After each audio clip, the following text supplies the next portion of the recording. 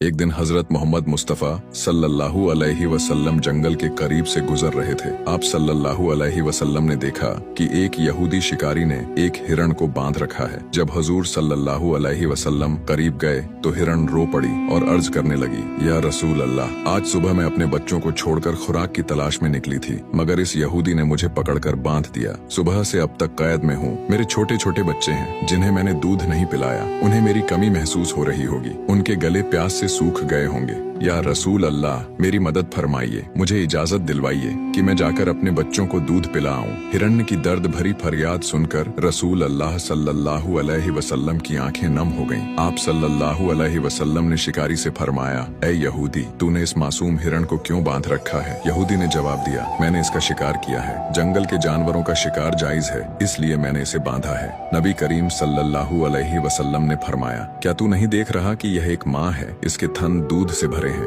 ये अपने बच्चों की मोहब्बत में बेकरार है। इसे छोड़ दो ताकि यह अपने बच्चों को दूध पिला सके। यहूदी ने गुरूर से कहा, मैंने बड़ी मेहनत से इसे पकड़ा है, मैं क्यों छोड़ दूं? आप सल्लल्लाहु अलैहि वसल्लम ने नरमी से फरमाया, इस माँ हिरण को एक बार अपने बच्चों के पास जाने दो, यह दूध पिलाकर वापस आ जाएगी। यहूदी हंसा और कहा, बंधा हुआ जानवर कभी वापस नहीं आता। अगर मैं इसे छोड़ दूं तो यह भाग जाएगी। जब आप सल्लल्लाहु अलैहि वसल्लम ने देखा कि यहूदी मानने को तैयार नहीं तो फरमाया, ऐ यहूदी, इसे आजाद कर दो और इसके बदले मुझे जामिन के तौर पर रख लो। अगर ये वापस ना आए तो मैं हमेशा के लिए तुम्हारी कैद में रहूंगा। यहूदी ने शर्त मान ली। हिरण्य को आजाद कर दिया और रसूल अल्लाह सल्लल्लाहु अलैहि वसल्लम वहीं बैठ गए। हिरण्य जंगल की तरफ दौड़ती हुई चली गई। कुछ घंटे गुजरने के बाद यहूदी तंजिया अंदाज में कहने लगा, क्या हुआ हुजूर? आपने कहा हिरनी वापस आएगी, लेकिन वह तो अभी तक वापस नहीं आई। आप सल्लल्लाहु अलैहि वसल्लम ने फरमाया, सब्र करो, वह जरूर वापस आएगी। इतने में हिरन अपने बच्चों के साथ दौड़ती हुई हुजूर नबी